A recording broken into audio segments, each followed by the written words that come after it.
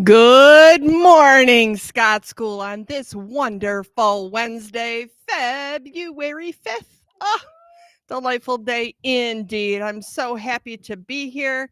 Shout out to Miss Villarreal for her acting principal role yesterday. It was so nice to have someone here when I could not be here. So thank you for your efforts, Miss Villarreal.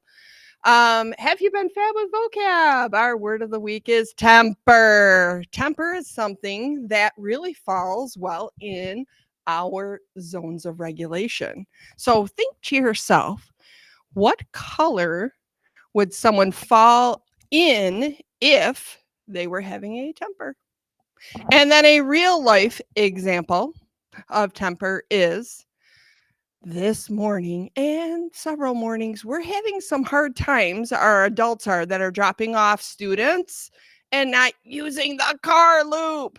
So that creates, I'm going to use the word temper because it's a fab with vocab word. I'm really not that tempered about it, but I am concerned and I'm not super happy about it.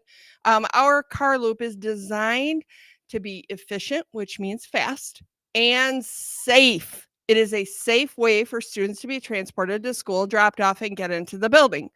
What I'm noticing are some rule breaking habits happening out there. And I'm seeing some adults or grown-ups are using parking spots or dropping off in other places or parking in our adult staff parking lot. All of those things are really strongly discouraged because our staff needs to get here on time, and that makes it hard for them. It's also discouraged because we can't supervise all those areas. And oh, my heart would be heavy if something happened like an accident and someone was injured. So please, although you don't have control over that because you're not the driver, if you can remind your grown up, if you get dropped off at school, to follow the Scott School rules, which is to be respectful, responsible, and safe by following our drop off loop.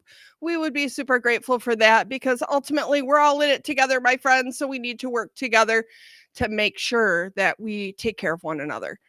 The other piece that I am going to remind everyone who either gets off a bus in the morning and waits until they're allowed into the school, and those who wait at the pickup loop after school for a grown up to pick them up.